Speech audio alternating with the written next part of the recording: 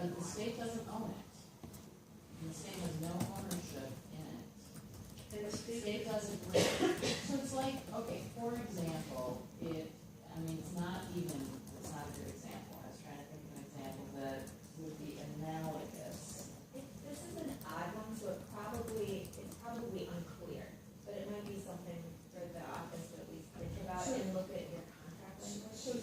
So here's as close as I can get in the example, capital investment. And the capital investment monies that go to non-state entities come every year. 30-year agreement with the Guthrie Theater, the city of Minneapolis. The agreement is that parts of that building are public then and are open to the public at certain hours of the day. That's not even the case in this situation. What's happening here is there's a grant that goes out that's helping build a broadband system operated and owned by. So let's get more specific. The broadband system, any personal information or individual information collected and used, disposed in accordance with that system, that's on the private contractor. Yes. Then I don't think this is because I misunderstood. If it's monitored, Okay. I thought the government was sending the individual information. It sounds Okay. like, this is their own. Okay. Let's use the Guthrie example. Yeah. You want to go to Guthrie, you want to buy tickets, you give them your credit card, there's a breach. I don't think a state grant, the government has nothing, the government gave Guthrie money to operate, but I don't think the Guthrie. Okay. Right, or Guthrie employees had a breach. Okay. That's the Yeah. Guthrie's issue. Okay, good. Okay. All right, anything else? Let's talk. Go ahead. Not to belabor the point, but let's say that I'm an operator, I get a grant, I connect up to DNR, state agency, they have a breach that's tracked through the data through the system to Russia. Then are we partly responsible because it was, does it go all the way back to Dana because it was the state grant money to build that, to put them up? Where was this is for personal. The personal or individual information at issue, who collected it, and sort of what is the path, who had access to it would be the question. Well, let's just for this example, the DNR had the information. They had something, a Russian hacker. Right. So if you want to think about it. But when it went across grant plan. That's unfortunate, but so the question is the grant sort of a conduit? I don't know.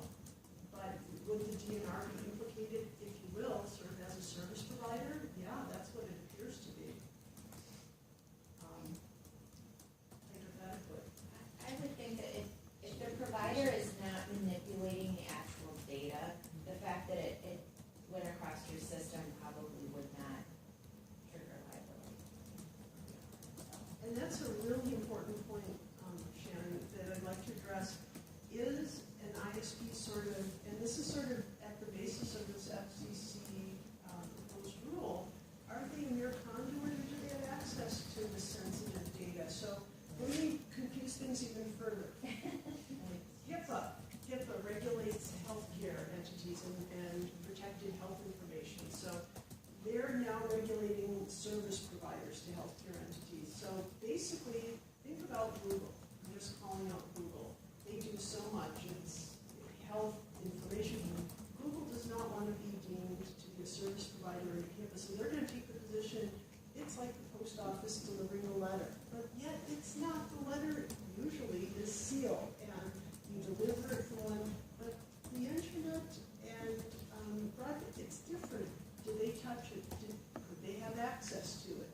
These issues, by the way, and so this is a theme in healthcare, and Google does not want to be subject to HIPAA. But this is coming up a lot. How much access do we have to the information? Would we be regulated on this? So essentially, under this would ensnare more. It would say broadband service providers, you don't really have access access to this, that's why you need to be regulated. You're not just a conduit. But was this specifically towards the conduit aspect of the broadband service provider, or is it the broadband service provider whose information about their customers back? Both. I think it starts from their definition of the broadband internet access service provider. It's mind-boggling. So it's sort of like the Google's arguing, we're like the road. Yes, We're exactly. the road. And yes, people commit crimes when they're driving down the road.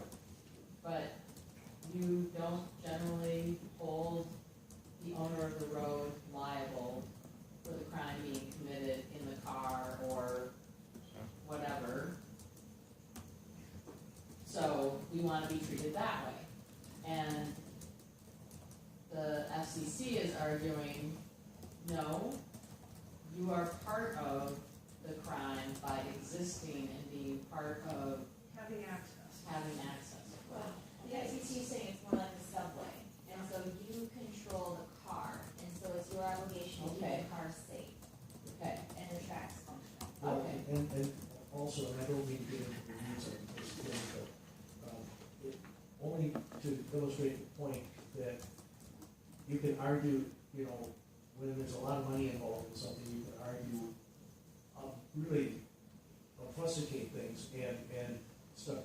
The FCC, in the justification for invoking Title II, was that the ISPs only moved the data.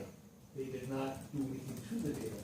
Now they are saying in this that the ISPs are manipulating the data and have ability to do things to the data.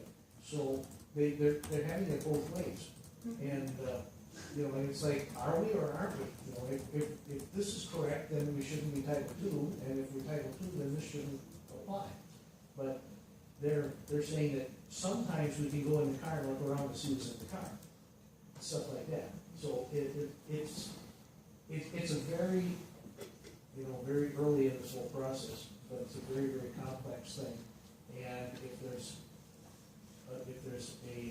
an opportunity to make a lot of money on this, there's going to be